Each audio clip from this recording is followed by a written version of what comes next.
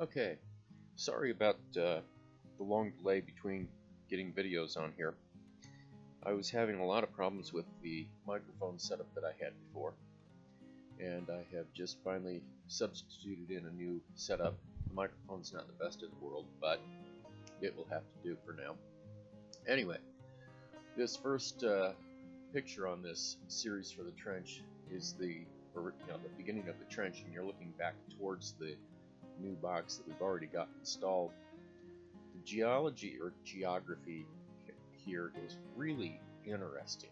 This section here is really easy to dig through with the backhoe, but this section, this is across my neighbor, and if you see the trees there in the back, right there at that corner, we cross over from the last picture into my neighbor's yard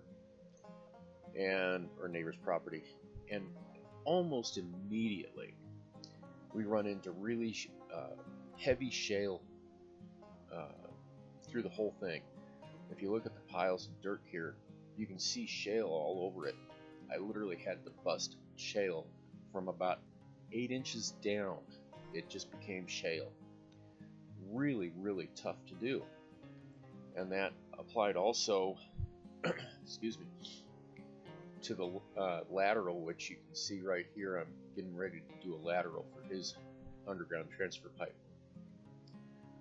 And the really fun thing though, this is also that lateral. Something to keep in mind here, if you look at the bottom of the trench, we had, because of the shale content, we had to bed that trench with structural fill, and then once we put the pipe in, and you'll see that later, we also covered it with structural fill to prevent the pipe from getting damaged by all the shale that you can see here. Going on into the back of my place,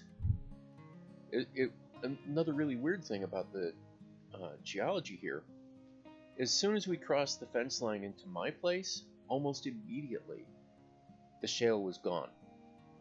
Digging through all of this along the back of my property line, didn't run into any major shale problems at all. Here we are continuing along here. This is just a bit of a mess that was cleaned up, and here you can see the length of the trench going across the back line of my property and my neighbor's property, getting ready to put pipe in. And you'll see the 45 angle to get over to the next valve that's going to get installed over along the street. I cannot dig a straight line unless I'm next to a fence. Sorry, I'm just not a pro. But if you notice here, this trench is really deep. It's at least 6 feet deep at the deepest point.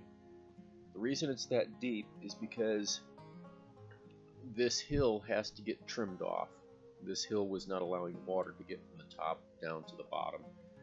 So in another section of field leveling, you're going to see all the dirt that comes off of here. There's spots in here where I was taking out almost 3 feet of dirt to get that field leveled. Looking at it going off toward the street, and here we are looking at that trench out to the street side, going back up to the property line, with finally right here you see this big hole, and what that is the where the drain out for the pipe is going to end up. I've got at least a cubic yard of crushed gravel that goes in the bottom of this hole so that we can open up a valve and drain the entire system out before winter, so we don't have any potential for freezing, although we are below the frost line with how deep we went with the pipe that we put in. So it's really not that big of a concern, but we had to put it in anyhow.